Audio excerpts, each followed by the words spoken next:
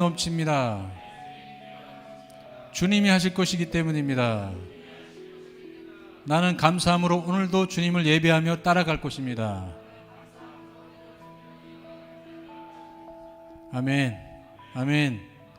네. 자, 오늘은 청지기 신앙 실천의 달 셋째 주를 맞이하면서 여러분 같이 이 계획주의 신앙과 영적 전쟁, 그래서 영적 전쟁에 대해서 우리가 어떤 성경적인 시각으로 바라볼 수 있는가, 청지기로서 우리가 어떻게 신앙생활을 해 나가야 할 것인가, 좀 깊이 좀 이렇게 보다 더 포괄적으로 생각을 해 보기 원합니다. 예수 그리스도의 재림이 임박한 때를 살고 있다고 감지한 전 세계의 수많은 교회들이 마지막 때의 대추수를 준비하면서 복음을 위해 보내면서 나가는 그런 선교에 매진하는 시대입니다. 그런데 그런 상황에서 교회는 사탄의 나라와 대립하게 되면서 거기에서 경험하게 되는 영적 상황에 대처하면서 발견하게 되는 것이 바로 영적 대립이 있다는 것입니다. 이와 관련해서 근간에는 주로 하늘의 영적 전쟁에 대해서 많이 우리가 배워요. 지역의 영적 전쟁에 대해서 배우고, 또 지역과 나라 수준에서의 영적 전쟁이라는 그 주제로 교회가 관심을 가지고 사탄의 세력을 맞서서 기도하면서 많은 복음의 역사를 나타내 왔습니다. 그러한 과정에서 이 교회는 성공한 성장의 열매도 있지만은 반대로 실패하면서 불편한 열매도 거뒀다는 것이죠. 그것은 주로 성도 개인과도 관련된 문제입니다. 그러나 분명한 것은 무엇인가 명확하게 규정하기는 어렵지만은 교회의 복음의 행진과 성도들의 개인 신앙 생활을 방해하는 것이 있다는 거예요. 이에 대해서 어떤 신앙의 주류들은 영적 전쟁 자체를 이미 예수님의 십자가에서 완전히 끝난 것으로 주장합니다. 그러나 저는 그러한 주장들 모두가 다 성경적으로 틀리진 않다고 봐요. 또 어떤 주류는 영적 전쟁은 계속되고 있다, 그래서 우리는 계속 싸워야 한다고 말합니다. 단 이긴 전쟁이기 때문에 우리는 계속 기도와 찬양과 예배와 어떤 삶의 실천을 통해 싸워야 한다고 주장하죠. 이것도 틀리지 않습니다. 제가 말씀드리고 싶은 것은 교회와 성도들이 경험하는 그 어떤 영적 전쟁의 그 대립에 있어서 그것을 보다 구체적으로 성경 말씀을 토대로 그 원인과 과정의 실제를 드러내서 알아야 한다는 것입니다.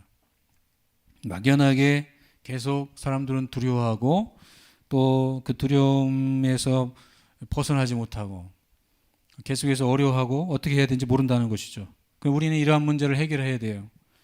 그 다음에는 성경에서 말씀하는 사도들의 권면을 따라서 그 해결책을 찾아야 한다고 믿습니다.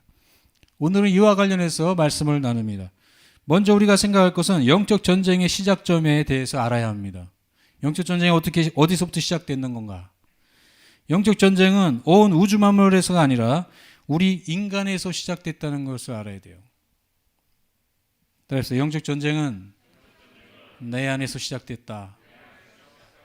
결국 우리 속에 하나님의 집이냐 귀신의 운동장이냐가 태초부터 결정된 것이죠. 우리 인간의 마음을 빼앗아가기 위한 작업이 뱀을 통해서 사탄이 역사하는 것입니다. 인간이 매개체가 된 것이죠. 예를 들어서 무당이 발작을 할 때, 신기가 임할 때 공중에서 귀신이 들어와서 힘을 주어서 작두를 타는 것일까요? 애초부터 그 사람에게 악령이 강하게 역사해서 공중부양이 되는 것입니까? 이게 뭐냐면 빙의 신앙이라고 하는 거예요. 빙의 신앙. 귀신이 들렸다 그러면 사람들은 그것을 빙의라고 표현합니다. 위에서 와서 덮었다는 것이죠. 그러나 계획주의 신학은 이미 어릴 때부터 엄마 뱃속에서부터 다 이런 영적인 그러한 수준이 다 잡혀서 나온다는 거예요. 그래서 예정된 성도들에게는 뱃속에 있을 때부터 하나님의 성령이 이 사람은 구원받을 사람이라고 지켜주시면서 성장하도록 기다렸다가 어느 날 구원의 확신을 주시는 겁니다. 그것을 우리는 성령 받았다고 말하는 것입니다. 그러니까 예레미야 1장 5절에서도 보면은 하나님께서 내가 네 태중에 너를 만들었다. 너의 모든 장기를 다 내가 만들었다.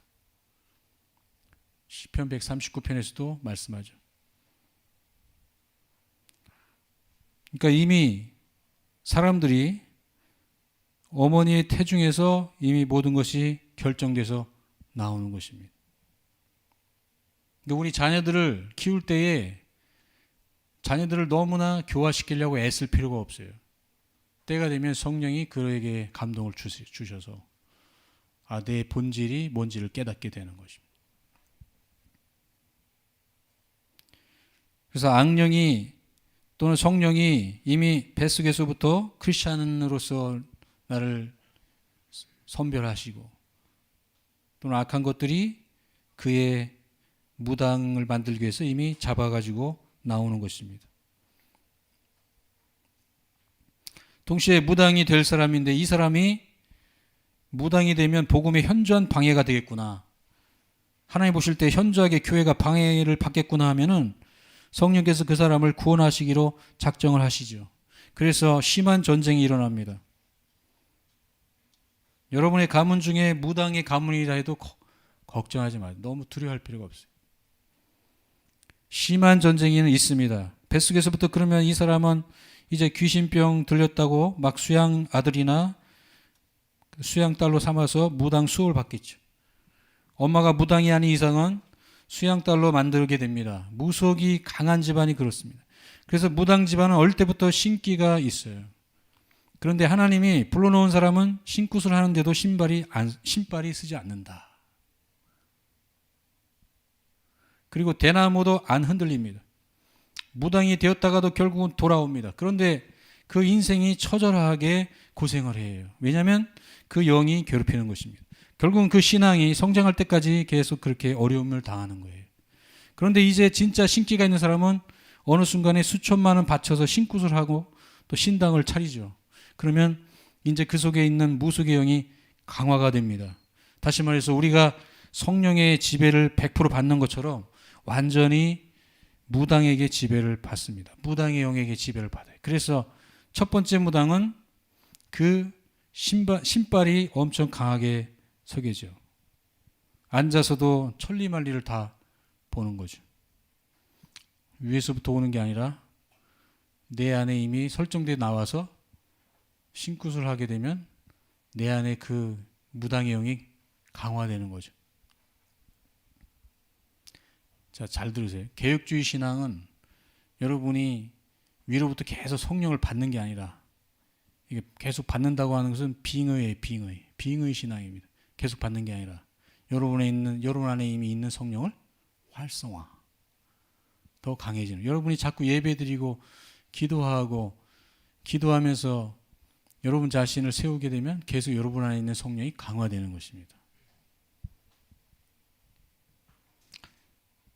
그래서 이 무당이 자기 안에 무당의 영이 강화되면은 천리만리를 다 본다고 그래요. 그러니까 누가 찾아와도 이미 오는 것을 다 알고 있고 귀신이 가르쳐 주기 때문에. 그러면 어디까지 가르쳐 주느냐? 지금 찾아오는 사람들의 조상이 어느 조상인지도 알고 그 조상들이 행했던 것까지도 다 알려준다는 거죠. 그 알려준 대로 몸을 움직이게 만들고 말도 하게 만듭니다. 그래서 그 사람이 와서 이야기를 하면 자축인묘 진사오미를 따져보면서 당신의 조상님이 묘를 여기다 써라고 했는데 왜 저쪽에다 썼습니까? 이렇게 말하면서 이제 그 사람들을 이렇게 헌신하게 만드는 거죠. 거기는 명당 자리가 아니다. 그러면 거기에 사람들이 확 이렇게 감동을 받겠죠. 그럼 이 사람 되게 용하구나. 그러면 이제 계속해서 맹신하면서 그런 사람들을 따르게 되는 거죠. 그럼 이제 구슬하게 될 때 밤새 지성을 드리는 게 그 무당신이 좋아하는 그 주문을 계속 외우는데 그것이 바로 주술신앙입니다. 징을 치면서 밤새 뭐라고 중얼거리는데 그것이 바로 그 신이 좋아하는 주문을 외우는 거예요.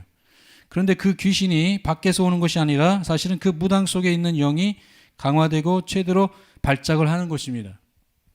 자, 이 부분이 중요한 거예요. 제가 이걸 지금 말하려고 하는 거예요. 그 속에 이미 설정된 영들이 계속 강화되고 그것이 일어나는 것입니다. 실제로 대구수를 할 때 엄청난 악한 영이 그 속에서 발작을 하면서 말 그대로 무당의 기를 살려버리죠. 그래서 몸의 기가 살려지면서 신체적으로 귀신의 영이 신체화가 되는 게 바로 공중부양이에요. 그래서 이 무당이 작두를 탈 때 무게감이 실리지 않고 그 날카로운 칼날이 이 발바닥이 딱 서는 곳은 공중부양이 일어나는 거예요. 공중부양. 네. 그 무게감이 실리지 않는 거죠. 귀신이 무당을 딱 잡아서 덜어주는 거죠. 그래서 작두를 맨발로 디뎌도 안 잘리는 이유가 그 무당의 몸이 공중으로 떠서 그런 것입니다. 그것이 실제로 일어나는 거예요. 실제로 인도에 보면은 뉴에이지 학회 같은 데서 보면 공중부양이 일어납니다. 다시 말해 신과 몸이 하나가 되어서 무중력 상태가 되는 것입니다. 한 영국 선교사님이 인도에 선교사로 가서 사역할 때 그 이야기를 해보면 인도에서 선교 사역을 하려면은 대단한 능력을 풀어놓을 수 있어야 한다는 거예요. 왜냐하면 그 도사들이 대부분 날아다닌다는 거지. 도사들이 다 떠 있고 날아다니고 이런 건 기본이라는 거죠. 그래서 이 하나님의 선교사님들도 능력이 있어야 된다. 그런 얘기를 하는 것을 들어보았습니다.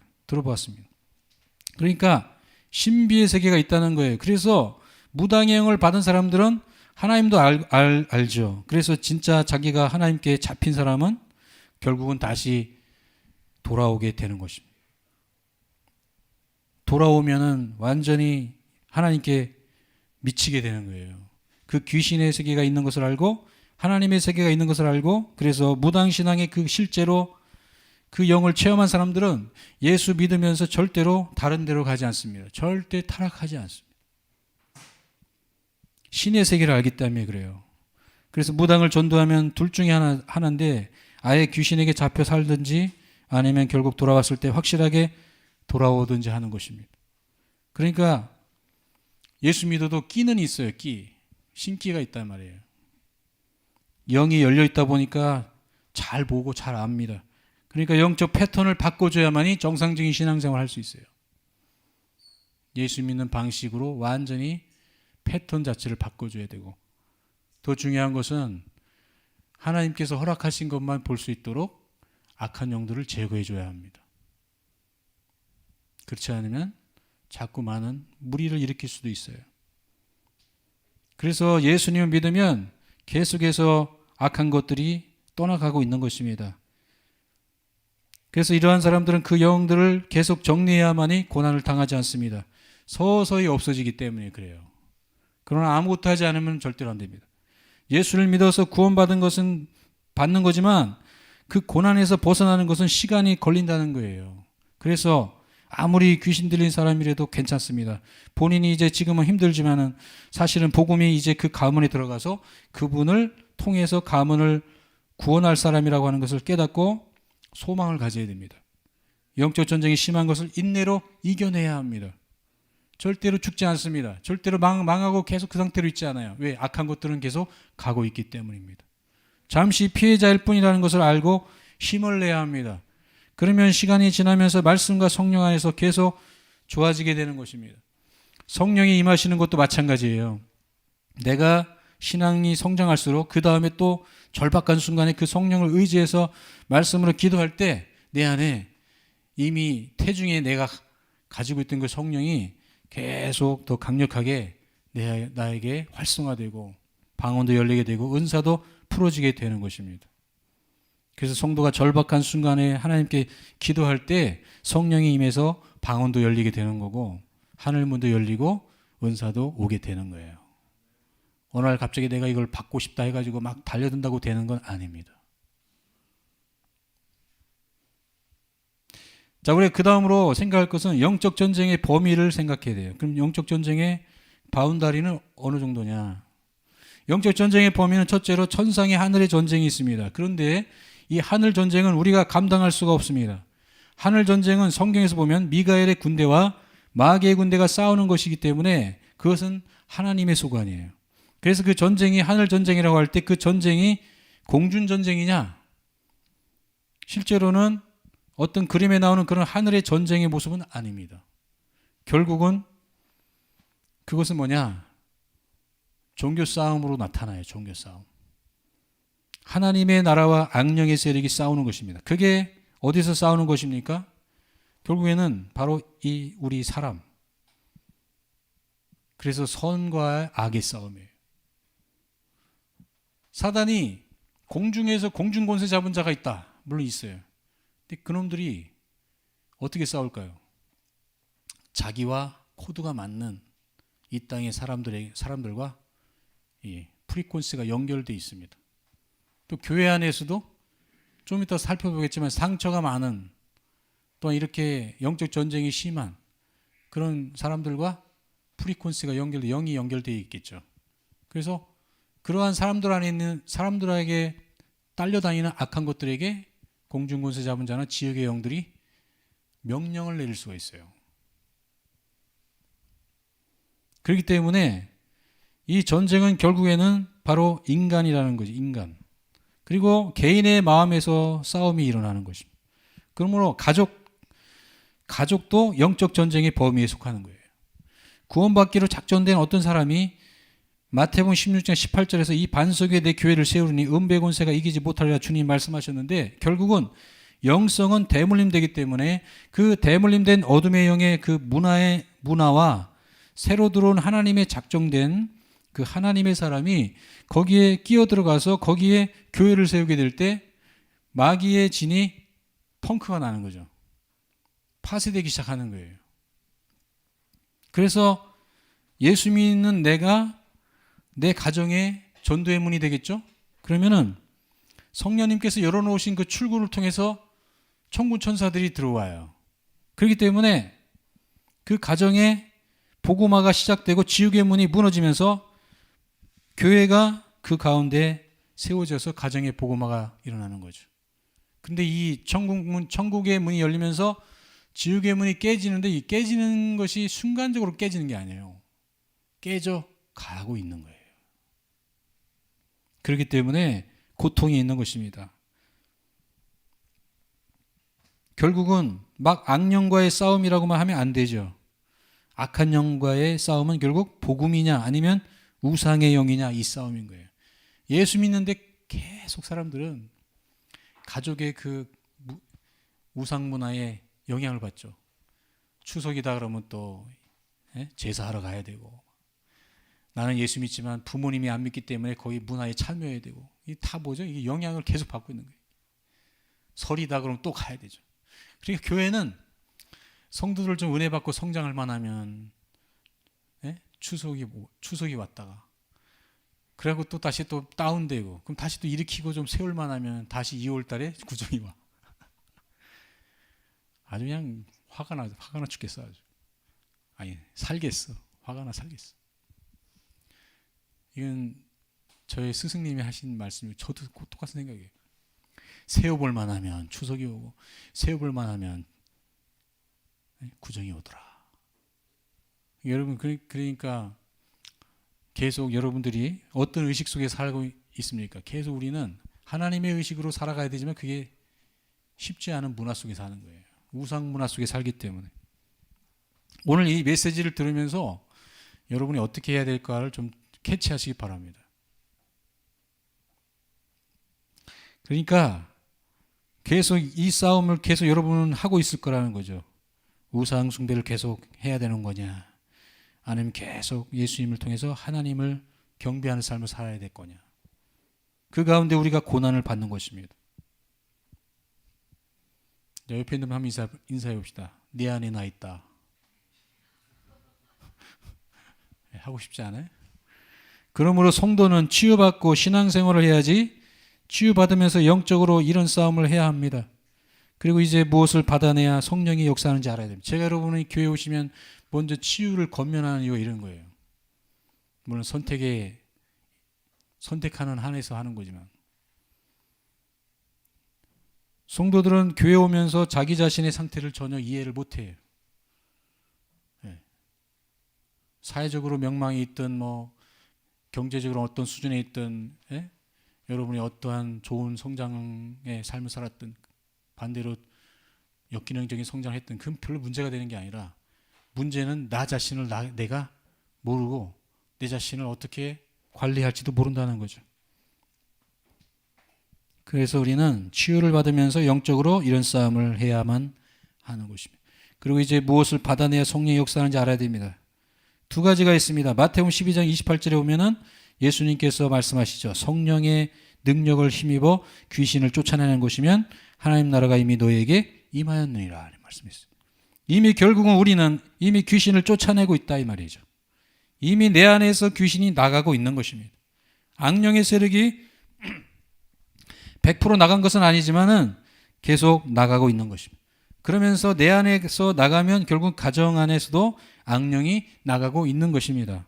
왜냐하면 내게 성령이 임하셔서 내가 신앙을 고백했지 않아요? 내가 주는 그리스도시고 살아계신 하나님의 아들이십니다라고 내가 고백하면서 그리스도인이 됐어요. 이렇게 그리스도인 된 순간부터 악령은 떠나가기 시작하는 것입니다. 세력은 떠나가고 있어요. 그래서 두려워하지 말라고 하는 것입니다. 두려워 말라 내가 너와 함께함이라 놀라지 말라 나는 네 하나님이 됨이니라. 이렇게 말씀하신 이유는 뭐냐면 악한 영역이 계속 여러분의 삶 속에서 약해지고 있기 때문이에요. 따라해 봅시다. 내 안에서 악한 것들이 정리되고 있습니다. 그러나 여전히 우리의 마음에는 무지를 잡고 있는 영의 세력이 있다는 거예요. 무지. 자, 이 무지의 영은 뭘까요? 바로 마귀의 수준에 있는 영이에요. 마귀. 귀신들은 주로 질병을 가져오고 가난을 가져오고 돈을 빼앗고 삶을 불용통하게 하는 영들이죠. 그러나 이 마귀의 영은 사상적인 영이에요. 생각을 주장하는 영이에요. 조금보다 높은 영이죠. 예를 들어서 마태복음 16장 21절에 예수님께서 베드로에게 말씀합니다. 인자가 레위 제사장과 속여간 바리새인들에 의해서 십자가에 못 박혀 죽고 다시 3일 만에 살아나야 하리라 이렇게 말씀하니까 베드로가 아니 무슨 그런 일이 생깁니까? 예수님은 그런 분이 아니시잖아요. 예수님이 이 나라를 독립시켜서 왕이 되실 분이잖아요 라고 말하죠. 뭐가 좀 잘못됐죠? 예수님은 전 세계의 왕으로 오셨는데 전 세계의 죄인들을 구하고 전 세계 사람들을 의인으로 세우고 그 위에 왕으로 오셨는데 베드로는 유대인의 왕으로 이해하고 있다는 거예요. 뭐가 이게 바로 무지의 영이죠. 그럴 때 예수님이 사탄아 물러가라 하셨어요. 여러분 우리는 구원을 받았다 해도 사탄적인 마음이 있을까요? 없을까요? 있다 이 말이에요. 아니 많지. 그래서 영적 싸움이 계속 있고 영적 싸움이 필요하다는 것입니다. 영적 싸움을 어떤 영적 주류에서는 실상 귀신하고만 자꾸 싸우려고 하는 거죠. 막 발작을 하고 몸을 병들게 하고 있는 그런 귀신들하고 계속 싸우려고만 하는 것이죠. 그게 바로 신유라고 하는 게 신유신앙. 신유신앙. 복음을 귀신을 쫓아내는 것으로부터 시작하려고 합니다. 그래서 귀신아 떠나가라, 병마에 떠나가라, 예수의 피로 떠나가라라고 하는 것이죠. 그러나 개혁주의는 무엇입니까? 따라합시다. 선과 악에서 악을 쫓아내는 것이 귀신을 쫓아내는 것이다. 그렇다면 기독교 안에서 최고의 선은 무엇입니까? 예수를 믿는 것입니다. 두 번째로 최고의 선이 뭘까요? 성령의 열매를 맺는 것입니다. 여러분이 날마다 성령의 열매를 맺고 계십니까? 이게 정말 중요한 건데 대부분의 크리스천들이 별로 안 좋아해. 그렇기 때문에 그게 무슨 뜻이죠? 영적 전쟁에서 밀리고 있다는 뜻이에요. 예수의 성품을 안 좋아해. 왜? 아직도 마귀적인 성품의 영향을 더 많이 받고 있기 때문에. 첫 번째는 내가 복음을 믿었느냐 안 믿었느냐를 인식하는 것이 영적 전쟁의 시작이고 두 번째로 인격에서 성령의 열매를 맺느냐 안 맺느냐. 그러니까 성령의 지배를 받을 때 성령의 열매를 맺는 것이지 이게 정말 중요한 것이죠. 성령의 지배를 받으려고 애쓸 때 성령의 열매를 우리가 맺을 수 있는 거죠. 이거는 우리가 신중해야 합니다. 내 자신에 대해 신중해야 돼요. 오늘 내가 이렇게 말했을 때 왜 부인이 싫어할까? 오늘 내가 이렇게 자녀들을 대했을 때 왜 아이들이 상처를 받을까? 그럼 내 안에서 상처가 나갔나? 나의 성격에 문제가 있나? 봐야죠. 사업을 하면서 왜 내가 꼭 이렇게 계약서 쓰려면 저 사람이 다 하려고 하다가 그만 안 하려고 하지? 왜 저 사람 나하고 대화할 때 기분 나빠할까? 왜 저 사람 나에게 항상 기분 나쁜 투로 말할까? 내 안에서 좋지 않은 성격 저 사람이 나갔나? 뭔가 자기를 체크해 봐야 되는데 대다수의 크리스찬들이 그렇게 하지 않는다는 거예요. 잘못된 우월주의에 사로잡혀 있다는. 그게 기독교인으로 착각하고 있는 거죠. 그거는 마귀의 영이죠. 마귀의 성품을 아직 착각으로 이건 내 거야라고 생각하고 있는 거죠. 갈라디아서 5장 22절에 보면은 성령 열매를 맺으면 어떤 역사가 일어난다고 했습니까? 놀라운 일이 일어나는 거죠. 금지할 법이 없다. 사망의 법도 질병의 법도 어떠한 가난의 법도 이 법을 이길 수 없다는 거예요. 성령 열매를 맺으면 누가 대적하겠습니까? 예수님 믿고 아주 착하고 선하고 예수님의 인격으로 나오는데 어떻게 이 세상의 법이 대적하겠습니까?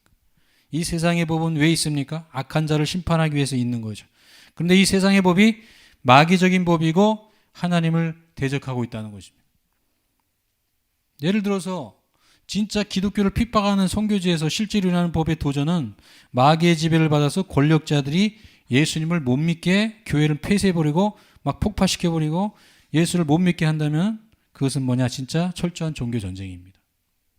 영적 전쟁이라는 것이 귀신만 쫓아내는 것이 아니고 전반적인 것이죠. 종교적인 문제, 사상적인 문제, 실제적으로 권력의 문제, 뭐 이런 것이 교회를 문 닫게 하고 예수를 못 믿게 하고 막 핍박하고 있다면 그것은 공산주의 국가일 수도 있고 또 종교를 핍박하는 국가이기 때문에 이것이 바로 하나의 영적 전쟁인 것이죠. 힌두교가 강한 인도에서 보면은 무슬림도 있고 개신교도 있고 천주교가 있는데 유독 이 힌두교의 사람들이 기독교를 핍박해요. 이번에도 코로나가 기독교 때문에 일어났다 해가지고 15개 이상의 교회가 불탔어요. 이 힌두교 사람들이 와서 불질러버리고 목사를 죽여버렸어. 그래서 막 후원하는 교회들이 그 유가족들을 살리기 위해서 막 선교원금을 보내고 막 했다는 거예요. 이와 같이 선교가 전 세계에 복음이 들어가서 퍼지기 전까지는 무슨 전쟁일까요? 바로 종교 전쟁이에요. 종교 전쟁. 그리고 무슬림권, 공산권, 불교권, 힌두권 그런데 그 국가적인 종교 전쟁만 일어나는 것이 아니라 가정에서 여러분 가정에서 전쟁이 일어나는 거죠. 우리나라에서 가정에서도 일어납니다. 조상 제사냐, 예배냐. 그렇다면 왜 우리나라가 이제 귀신 들림이 많이 없을까요? 과거에는 상당히 많은 축사 사역들이 필요했지만은 지금은 그렇게 축사의 사역을 할 기회가 없습니다. 그런데 지금은 정신질환이 거의 대부분이고 귀신 들림은 별로 없습니다. 왜냐하면 이제는 선교가 워낙에 많이 일어나고 유튜브나 인터넷으로 전 세계에 복음이 들어가고 전 교회가 복음화되면서 사실은 귀신 들림은 많지 않습니다. 그러나 뭐가 있습니까? 악한 영의 역사가 많습니다. 그것은 사상의 영입니다. 생각을 병들게 해서 교회를 핍박하고 교회가 잘못된 것이라는 생각을 사람들에게 심어서 교회를 핍박하는 것입니다. 이런 것들이 오늘날 많이 생깁니다. 그러니까 이렇게 될수록 우리는 영적 싸움의 방향을 어디로 잡아야 하는 것일까요? 바로 따릅시다. 성화. 여러분 자신의 변화로 가야 한다는 거예요. 맨날 악한 영아 떠나가라 이거 어떻게 맨날 했냐 이거지. 떠나갔다 또다시 올 건데 성화로 가야 되는 거예요. 성화. 네? 자 그러면 이번에 교회 안의 영적 전쟁에 대해서 좀 말씀하겠습니다. 마지막 시대의 영적 전쟁은 외부에 있는 것이 아니라 교회 안에 있다는 것입니다. 그래서 교회 안에 마귀의 군대와 하나님의 군대가 있고 적그리스도의 세력과 그리스도의 세력이 교회 안에서 대립하고 있다는 것입니다. 이방인과 유대인의 차이가 뭡니까? 우상 숭배냐 하나님을 섬기는 거냐 이런 것이죠. 근데 유대인의 문제는 뭘까요? 오직 예수가 아닌 자기들이 원하는 정치적 메시아. 얼마 전 세계의 교회연합총회가 우리 한국에 열렸습니다. 종교적으로 엄청난 위상을 가지고 있습니다. 그런데 거기에 불교, 원불교, 선종, 무당, 교회, 천주교 지도자들이 같이 앉아서 예배하면서 세계 종교 평화를 기원하는 것입니다. 신학과 신앙이 지나칠 정도로 진보적이고 개방적이라서 우상 숭배와 함께하는 자들이라고 할 수 있습니다. 그래서 하나님과 베리알이 조화되고 성전과 우상이 조화되는 그런 신앙을 가지고 있는 것입니다. 이러한 흐름은 깨어있는 목회자들에도 어떻게 할 수 없어요. 이미 너무 강력하게 전 세계로 퍼져 있고 우리나라도 이미 오래전에 이걸 많은 교단에서 채택했기 때문에 그냥 사람들이 목회자들도 어떻게 할 수 없는 그런 상황에 이르렀어요, 여러분. 우리는 그들의 신앙에 대해서 거부해야 됩니다. 복음주의 연합회, WCC, WEA, 세계 복음주의 연맹하고 세계 교회 협의회가 합쳐서 오직 예수만이 구원의 길이다라는 절대 진리가 흐려지고 있는 것입니다. 그런데 가슴 아픈 일은 유튜브나 이런 열면 전부 다 이 WCC, WEA에서 세계의 다른 종교 지도자들과 연합하고 그런데 일을 하고 있는 사람들이 주 강사로 이상하게 이 사회단체에서 인정을 받고 있다. 이거예요. 가슴 아픈 일이죠. 그러니까 수많은 사람들이 그게 맞다고 인정하는 거예요. 그러니까 그런 교단에 들어가서 신앙생활 자체를 할 수 없다는 주장이 우리 보수 신학의 입장입니다. 그래서 교회 내에 영적 싸움이 있다는 것에 대해서 모든 깨어있는 성도들은 깨닫고 바른 교단과 교회에서 신앙생활을 해야 하는 것입니다. 유대인들의 경우를 보면 예수님을 십자가에 못 박는 그때 당시에 가야바 대제사장이 있습니다. 당시 유대인들은 자신들을 하나님을 잘 믿는다고 생각하지만 그들의 행위는 뭡니까? 부패했다는 거예요. 이에 대해 사도 바울은 로마서 2장 21절 이하에서 보면 사정없이 지적합니다. 우상 숭배하지 말라는 거 니네가 하냐? 니네가 신전에서 그 신상을 도둑질하냐? 음란하지 말라고 하면서 니네가 음란한 짓 하냐? 이러면서 지적을 하죠.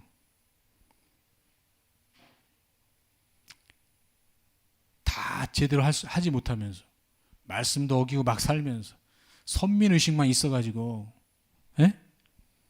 이래도 우리는 구원받는다 아브라함의 자손이라고 주장한다는 것입니다. 그래서 이런 얘기를 하는데 유대인들은 헬라인이든 야만이든 예수 그리스도의 복음 없이는 아무도 구원을 받을 수 없다라고 사도 바울이 도전하고 있습니다. 로마서 3장을 보시면 매우 잘 나와 있습니다. 그래서 조상들의 망령된 행실이라는 것이 귀신 섬기는 것도 있고 말씀을 맡았다고 하면서도 신앙생활 한다고 하면서도 전혀 신앙인답지도 않고 이것들이 대물림돼 왔는데 여기에서 우리가 자유케 되려면 우리의 힘으로는 도저히 안 된다는 것입니다. 우리가 능력이 있다고 되는 게 아니에요. 우리가 좀 뭔가 탁월하다고 되는 게 아닙니다. 오직 따라합시다. 예수 그리스도의 피와 말씀으로 우리는 자유케 됩니다.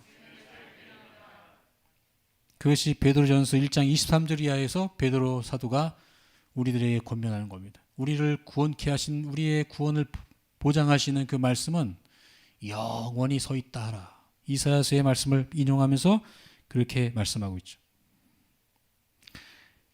종교 간의 영적 전쟁을 보면은 우리가 잘 알아야 됩니다. 이 주류적 이방 종교에는 불교, 힌두교, 회교, 유교, 유대교 이런 종교들이 있는데 이런 것들이 한국에만 오면은 전부 다 무속화돼요. 다 신앙화된다는 거예요. 원래 불교는 무용무화, 힌두교는 신과 연합된 상태에서 천기와 지상의 신이 내 몸을 통해서 교류한다고 하는 뉴에이지 신앙이죠. 그리고 회교는 유대교가 무속화되고 이단화돼서 만들어진 무슬림이 된 거죠.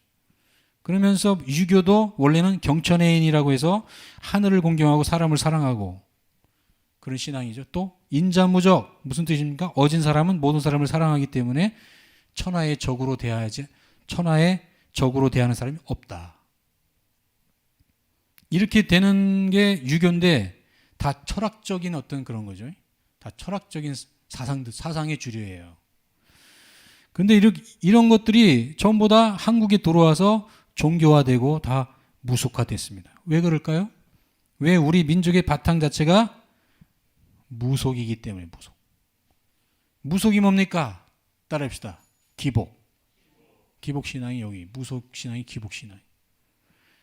잘 섬기면 복을 받는다는 것입니다. 그래서 불교는 부처님 잘 섬기면 극락강생하고 이 땅에서 축복을 누린다는 것이고 힌두교는 돌을 닦아서 부처가 되고 신의 경지에 이른다는 것이고 회교는 지하드를 잘하면은 잘 산다. 지하드가 뭐냐면 성전이라는 뜻인데 이슬람 신앙을 전하기 위해서 벌이는 이교도와의 전쟁, 투쟁에 헌신하게 되면 죽어서 천국 가면은 거기서 100명의 여인들과 극락강생하면서 100명의 여인들과 거느리고 행복하게 살 수 있는 정력을 받는데, 이게 바로 지하드 신앙입니다. 그러니까 이 모슬렘 놈들은, 모슬렘 사람들은, 모슬렘 신앙을 가진 인간들은 무력적인 행동을 막 하는 거예요. 얼마 전에 프랑스에서도 그런 사악한 짓을 했고, 또 그런 애들이 막 전 세계에서 막 일어나고 있지 않습니까?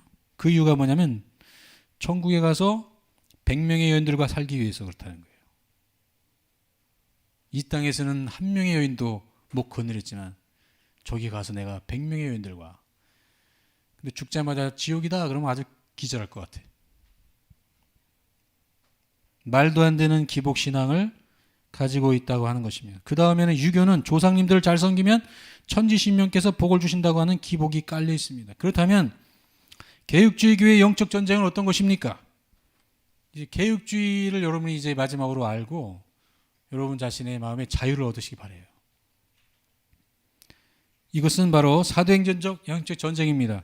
먼저 우리 개혁주의에서 말하는 영적 전쟁은 정말 복음을 믿기 위한 어떤, 그러니까 기복을 떠나서 복음은 그리스도의 교회가 세워지고 그 교회를 통해서 그 복음을 받아들인 사람들이 모여서 하나님께 경배하고 공동체적 신학과 신앙을 유지하고 있다가 주님이 오시는 날에 우리가 주님 앞에 가는 그 과정에 있다는 거죠. 둘째는 그 복음이 증거되기 위해서 성령의 열매가 인격적으로 잘 맺어지도록 하는 것이 교회의 중요한 전쟁이다, 이거예요. 역할이면서도 전쟁이다, 이거예요. 그래서 교회는 세 가지 요소가 있어야 합니다. 첫째는 따라합시다. 예배.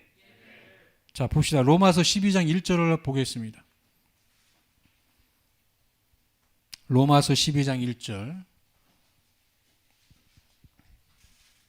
네, 좀 피곤하시죠? 조는 분들이 계시는데 상관없습니다. 네, 제 설교는 자면서 들어도 다 들려요. 아주 대단합니다. 돌파력이. 자, 네, 12장 1 다 같이 읽습니다. 시작. 그러므로 형제들아, 내가 하나님의 모든 자비하심으로 너희를 권하노니 너희 몸을 하나님이 기뻐하시는 거룩한 산제물로 드리라. 이는 너희 드릴 영적 예배니라. 그러니까 우리는 교회의 중요한 요소 중에 하나는 뭐냐면 예배입니다. 의식적인 예배도 있지만 우리의 삶의 예배가 중요해요. 두 번째는 교제입니다. 따라합시다. 우리는 교제하는 자들입니다. 자, 거기서 본문 12장 4절 5절 있습니다. 로마서 12장 4절 5절. 시작. 우리가 한 몸이 한 모든 지체가 같은 기능을 가진 것이 아니니 이와 같이 우리 많은 사람이 그리스도 안에서 한 몸이 되어 서로 지체가 되었느니라. 그러니까 우리는 교제하는 사람들이에요. 맨날 모여서 같이 놀기도 하고 교제하고 밥도 먹고 다 사랑도 나누지만 우리가 흩어져 있어도 우리는 교제하고 있는 거예요. 우리는 외롭지 않아요. 근데 감정은 좀 외롭지만 사실 외로운 자들이 아닌 거예요. 왜냐하면 우리는 멀리 흩어져 있지만 지금 함께 그 안에 계신 예수님과 함께 우리는 세워져 가고 있는 자들인 거죠. 믿음의 눈으로 이걸 바라볼 수 있어야 됩니다. 셋째는 헌신입니다. 교회는 헌신이 있습니다. 따라서 우리는 헌신하는 자들입니다. 자, 6절에서 13절 좀 길지만 같이 읽습니다. 시작. 우리에게 주신 은혜대로 받은 은사가 각각 다르니.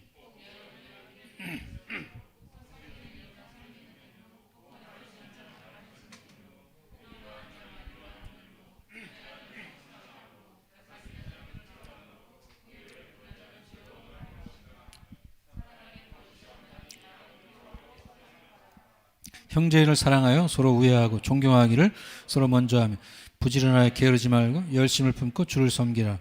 소망 중에 즐거워하며 환난 중에 찾으며 기도에 항상 힘쓰며 성도들의 쓸 것을 공급하며 손대접하기를 힘쓰라. 자, 교제는 성령의 공동체를 유지합니다. 흩어져 있지만 영적인 공동체로 존재합니다. 주일날 모이면 교제하고 흩어져서도 교제하고 그리고 모이면 예배드리고 동시에 공동체를 위해서도 교회의 복음을 위해서 헌신하는 것입니다. 여러분이 다 흩어져 있어도 우리는 영적 전쟁을 같이 하고 있는 거예요. 나 혼자 기도하고 있진 않아요. 물론 집에서 혼자 기도하지만 사실은 모두가 다 같이 그 영성을 함께 받으며 함께 가고 있는 거예요. 그걸 인정하든 안 하든 영적 세계는 그렇게 돼 있습니다. 그래서 교회의 평신도는 교회의 평신도 지도자들을 세우는 목적이 뭐냐면 헌신에 있습니다. 봉사의 일에 온전케 하기 위함입니다. 에베소 4장 11절에 나오죠. 한번 읽어볼까요?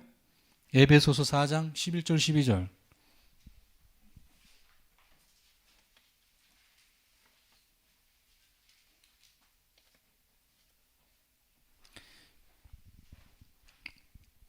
에베소 4장 11, 12절 시작. 그가 어떤 사람은 사도로, 어떤 사람은 선지자로, 어떤 사람은 복음 전하는 자로, 어떤 사람은 목사와 교사로 삼으셨으니 이는 성도를 온전하게 하여 봉사일을 하게 하며 그리스도의 몸을 세우려 하심이라.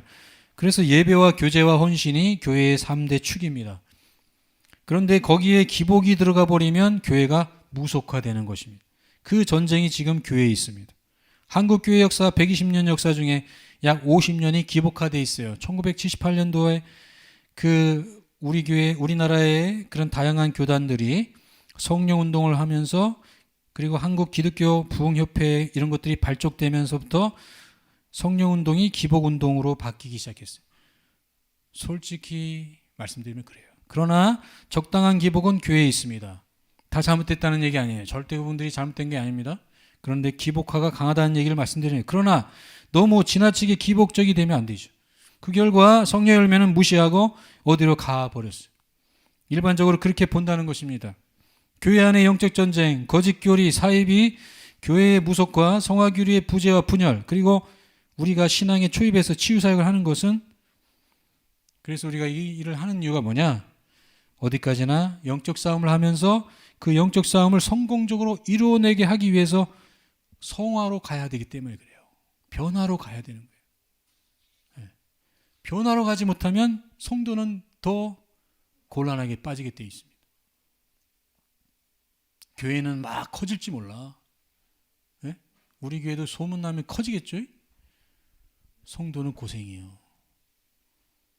제대로 배워서 무지에서 벗어나서 내 상황을 지금 내 신앙적 상황이 어떤지를 내가 알아서 끊임없이 그럴 때 인내심이 나오죠.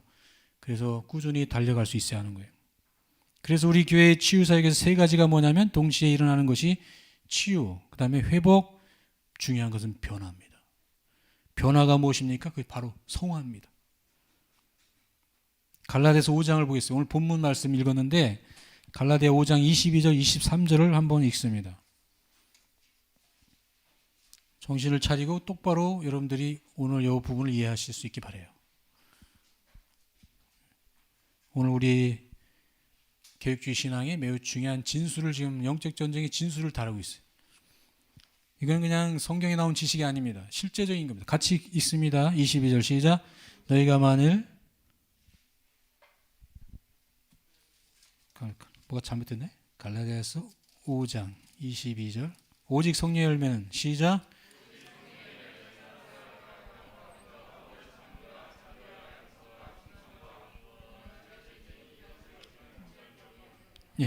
이게 전인적으로 일어나야만이 모든 사람이 볼 때에 교회를 거룩하게 볼 것이 아닙니까? 22절에서 23절 읽었지만 오늘 본문 우리가 13절부터 쭉 읽었잖아요. 거기에 보면은 구약 성경에 나오는 율법이 보입니까? 안 보여요. 대부분 당시 사회의 갈라디아 주변 사람들의 삶이 어땠냐면 그랬다는 거예요. 그러한 상황에 있어서 너희들이 구원받았지 않느냐, 그렇다는 거죠. 그렇다면 이제 그러한 이방인들의 삶에서 이제는 이제 그리스도의 삶으로 돌아와야 된다는 걸 얘기하는 거죠. 그러면서 예수님의 인격을 닮아라 그러는 거예요. 그래야 안전해라고 사도 바울이 말하고 있다고 하는 것입니다. 그래서 우리는 성장하는 과정에서 자신을 돌아보게 되면서 첫째는 회개하게 되는 거죠. 주여 저는 가짜였습니다. 이렇게. 그게 회개하는 것이죠. 회개가 되는 것이죠. 제 안에 가짜가 있습니다. 내 자아가 실제로 주님과 연합해서 성령 열매를 맺으면 영적 싸움에서 승리하는 것인데 이 성령 열매를 100% 못 맺고 갈등하는 것 자체가 영적 싸움에서 지금 많이 힘들어하고 있는 것입니다. 그게 단 줄 알고 살아요. 그런데 그 자체가 가짜입니다. 심각합니다. 성화교리의 부재와 분열, 성도들이 오랜 신앙 습관을 바꾸지 않습니다. 잘못된 전통이라도 그것을 바꾸려 하지 않아요. 새로운 신앙 습관을 거부합니다. 오래된 사람에 대해서 새로운 사람에 대해서 서로 대립되는 경향이 강합니다. 사실 제가 그래요. 제가 프라이드가 상당히 강했어요. 제가 교회에서 자라온 모든 게 다 사실 프라이드예요. 프라이드. 쓸데없는. 합동 측 교단에서 아기 때부터 자랐어요. 그러나 합동 측의 목사가 됐어요. 합동에서 나는 그냥 자라서 합동에서 가장 장자교단이다 해가지고 모든 것들이 나의 프라이드. 그날은 막 부교육자 생활도 막 프라이드 있게 했어. 이런 것들이 다 쓸모없는. 그리고 막 다른 어떤 목회자들을 터부시하고 무시하고 이게 나의 모습이었어요. 근데 주님이 그런 거를 철저하게 깨부시기 원하셨어요.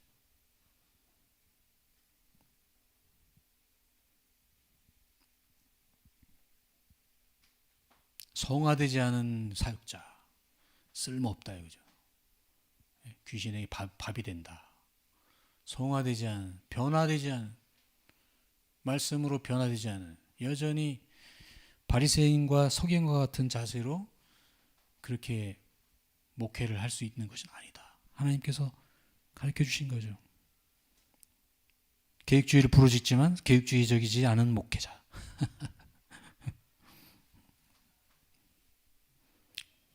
그래서 계획주의를 보았을 때는 교회 안에 영적 전쟁이 심각하다는 거예요. 그러나 성도들이 치유되고 회복되어 자신을 성령 열매를 맺어가면서 성화로 가게 된다면 더 이상 악한 영들이 역사가 그 가정과 인생에 역사하지 못한다는 것입니다. 왜냐하면 말씀의 질서가 그 마음과 생활에 세워지기 때문입니다. 갈라디아서 5장 23절을 여러분들이 언더라인 하시고 잘 보세요. 온유와 절제니 이와 같은 것을 금지할 법이 없느니라. 계획주의 신앙이 삶이 되게 되면 성도들의 가정에 하나님의 평강이 주장하게 됩니다. 그것은 곧 예수님께서 누가복음 6장에서 말씀하신 대로 행하는 말씀대로 행하는 자의 삶의 견고함과 같은 것이다. 자, 여러분 여기 반드시 읽어봐야 돼요. 마지막으로 우리가 누가복음 6장 45절에서 9절을 읽고 마치죠. 여러분들이 이 말씀을 읽을 때 설교를 이 부분에 대해서 많이 들었을 거예요. 근데 그게 도대체 뭔 뜻이냐. 맨날 뭐 홍수가 나고 뭐 바람에 밀린다. 그것이 나와 뭔 상관인가. 근데 이게 이런 거예요. 여러분의 인생이 이래야 된다는 거예요. 네. 누가복음 6장 45절부터 9절의 말씀을 같이 읽겠습니다. 시작. 선한 사람은 마음에 쌓은 손에서 선을 내고 악한 자는 그 쌓은 악에서 악을 내나니 이는 마음에 가득한 것을 입으로 말함이니라. 너희는 나를 불러 주여 주여 하면서도 어찌하여 내가 말하는 것을 행하지 아니하느냐. 내게 나와 내 말을 듣고 행하는 자마다 누구와 같은 것을 너에게 보이리라. 집을 짓되 깊이 파고 주추를 반석에 놓은 사람과 같으니 큰 물이 나서 탕류가 그 집에 부딪히되 잘 지었기 때문에 능히 요동하지 못하게 하거니와 듣고 행하지 아니하는 자는 주추 없이 흙 위에 집 지은 사람과 같으니 탕류가 부딪힘에 집이 곧 무너져 파괴됨이 심하니라 하시니라. 그러므로 진정한 성경적 영적 전쟁은 모든 그리스도인들이 자신의 삶에서 성령 열매를 맺는 삶으로 성숙하여 주님의 말씀으로 자신의 삶을 세워가는 단계에 서야 하는 것이죠. 그럴 때에 모든 조상의 유전적 삶의 방식이 깨지고 무속적 종교성이 깨지면서 무당의 영, 주술의 영이 떠나가고 기복적인 신앙이 감사로 드리는 성김의 신앙으로 돌아서게 되고 그들의 삶에 극악무도한 교만이 겸손으로 바뀌면서 진정한 하나님의 은혜와 임재 그 안에서 살게 되는 성도가 될 수 있다. 맨날 영적 전쟁만 할 거예요? 떠나가라 언제까지? 네, 말씀에 실천하는 삶으로 감으로써 말씀이 여러분을 지키기 때문에 악한 것들이 옆에 있지만 건들지 못해. 왜? 말씀은 누구하고 친합니까? 시편 103편 20절 뭐라고 돼 있나요? 신실하여 하나님의 말씀을 지키는 천사들이요. 그럼 천사들이 여러분을 지키겠지. 성령님이 계속 명령하셔서 천사들이 여러분을 계속 말씀을 따라 지켜내고 말씀을 이루어서 가져오게 하고 계속 일이 일어나기 때문에 여러분의 삶이 계속 안전하고 건강하고 행복하고 형통하고 돌파되게 되는 것입니다. 그러나 계속 신앙의 초입에 들어와서 맨날 떠나가라 회개합니다. 집에 가서 또 그냥 무속적으로 살고 막 괴팍하게 살고 유교인처럼 살고 불교인처럼 맨날 살고, 그리고 또 막 인격은 엉망이고, 또 교회 와가지고 또 막 100일 작정하고 불교인처럼 또 열심히 100일 작정 천일 기도하고, 또 응답받아도 좋아하다가 또 타락하고, 계속 귀신은 계속 더 많이 추가되고 문제가 끊이지 않아요. 그게 아니라 치유가 일어나고 축사가 일어나고 그 과정에서 이제는 주의 말씀이 내 삶에 그것이 나의 양식이 되고 나의 삶이 되고 그것이 나의 살아야 할 이유가 된다면 그때부터 여러분의 삶에 안정감이 계속 가는 것입니다. 이것이 계획주의의 영적 전쟁입니다. 다 같이 일어나실까요? 오소서 진리의 성령님 이 땅 흔들며 임하소서. 거짓과 타며 죄악에 무너진 우리 가슴 정케 하소서. 아멘. 오소서. 은혜의 성령님 나에게 오십시오. 은혜의 성령님 하늘 가르고 임하소서. 아멘. 거룩한 불꽃 하늘로서 임하사 타오르게 하소서. 주 영광 위에 은혜의 강물 흐르게 하소서. 성령의 말씀 이 땅 새롭게 하소서. 은혜의 강물 흐르게 하소서. 성령의 바람 이 땅 가득 불어와 인옷 입은 주의 순결한 백성 주의 영광 위에 이제 일어나 열방을 치유하며 행진하는 영광의 그 날을 주소서. 그렇습니다. 이미 여러분의 내면에는 성령께서 오셨습니다. 여러분의 가정에는 이미 성령으로 충만해 있습니다. 문제는 여러분의 마음과 하나님의 마음의 프리퀀시, 주파수가 맞아야 합니다.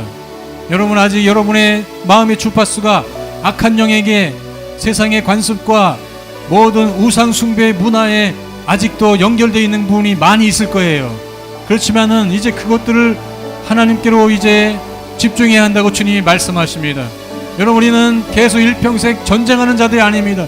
이미 전쟁은 십자가의 부활에서 이미 끝났고 이기는 싸움이 계속 우리에게 있지만은 이러한 전쟁도 이제 말씀의 사람으로 우리가 변화되어 감으로써 이제 그것은 그만하고 이제는 우리가 하나님 나라를 위해서 우리가 담대히 그리스도의 문화와 그리스도의 계절이 우리의 가정과 인생에 오게 하도록 우리의 이 땅에 오게 하도록 해야 될 자들이라고 주님 말씀하세요. 오늘 이 아침에 주님 내가 성령의 열매를 맺는 변화의 삶으로 살 것을 결단합니다. 아직까지도 우리의 가정에는 많은 전쟁이 있고 계속 우리의 마음을 힘들게 하는 삶의 문제들이 여기저기에 속속이 있지만 이제 그것들도 다 예수께서 천사들과 함께 다 때려 부수실 것을 우리는 압니다. 우리의 입술의 선포와 믿음의 고백을 따라 그 모든 것들이 다 자멸해 갈 것을 우리는 압니다. 주님 우리가 낙심하지 않고 절망하지 않고 인내하며 일어나서 영적 세계의 모든 과정들을 이해하고 이제는 하나님 깨달아 싸우니 믿음으로 말씀을 따라 행하는 자들로 나아가고자 합니다. 성령님 나를 도와주시옵소서. 나의 삶에 위대한 변화가 일어나고 우리 가정에도 위대한 교회가 굳건히 세워지게 해주시고 우리의 심령에도 세워지게 해주시고 우리의 자녀들의 심령에도 세워지게 해주시옵소서. 다같이 주여 한번 외치고 기도합니다. 주여 주여 주여 주여 주여. 할렐루야. 감사합니다. 찬양합니다. 그렇습니다. 아버지, 그리스도의 계절이 우리의 인생에 오게 하시옵소서. 우리의 남편에게, 나의 아내에게, 자녀들에게, 부모의 세대에게 그리스도의 계절이 오게 하시옵소서. 이미 성령님께서 우리의 가정에 와 계심을 압니다. 내 안에 계심을 압니다. 나의 육체를 감싸 안고 계심을 압니다. 우리가 믿음으로 말씀을 따라 행하겠습니다. 믿음으로 말씀을 따라 행하겠습니다. 아직까지도 우리의 가정에 무속이 많습니다. 아직까지도 주술이 많습니다. 아직도 사탄의 문화 속에 아직도 많은 것들이 연루되어 있음을 압니다. 그러나 이제 그 모든 것들을 이제 하나하나 하나님께로 집중하고 하나님께로 옮겨놓습니다. 그러므로 하나님 주님의 위대하신 하나님의 축복과 번영과 승리와 은혜와 치료와 회복과 건강과 장수와 돌파의 삶으로 날마다 이끌어가시는 하나님과 더불어 성령님의 역사와 천군 천사들의 호위함을 통하여서 위대한 변화를 체험하는 삶으로 나아갈 것을 선택합니다. 아버지, 예수의 인격으로 행하기 원합니다. 성령의 열매를 맺는 삶으로, 변화의 삶으로 나아가고자 합니다. 하나님 인도해 주시옵소서. 말씀에 따라 믿음으로 선포하며 고백하며 나아가는 위대한 삶으로 나아갈 것을 원합니다. 하나님이 역사해 주셔서 이 아침에 말씀의 영을 부어 주시옵소서. 변화의 영을 부어 주시옵소서. 영으로 주여 새롭게 주시옵소서. 강력한 주님 축사의 영으로 충만하게 채워 주시옵소서. 건강의 영을 풀어 주시옵소서. 회복의 영을 풀어 주시옵소서. 치유의 영을 풀어 주시옵소서. 믿음으로 받습니다. 믿음으로 받습니다. 하나님의 축복을, 하나님의 은혜를, 하나님의 치유를 믿음으로 받습니다. 하나님의 번영을 믿음으로 받습니다. 하나님 역사해 주시옵소서. 할렐루야. 감사합니다. 이제는 우리 주 예수 그리스도의 은혜와 하나님 사랑과 성령님의 내주의로 교통 역사 승리케 하시며 오늘도 주의 말씀을 듣고 성화, 변화의 삶을 살고자 결단하고 돌아가는 모든 성도들 머리 위에, 가정과 일터와 모든 자녀들의 삶 위에, 남편과 아내와 또한 특별히 올 한 해 이루어야 될 많은 위대한 결과물들 위에, 드림항성교회 부흥과 번영 위에 이제로부터 영원토록 함께 계실지어다. 아멘. 할렐루야. 주님 감사.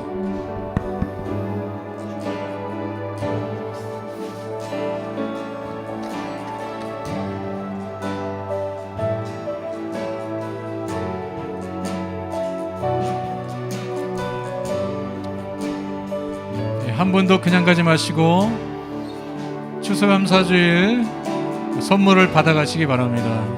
감사합니다.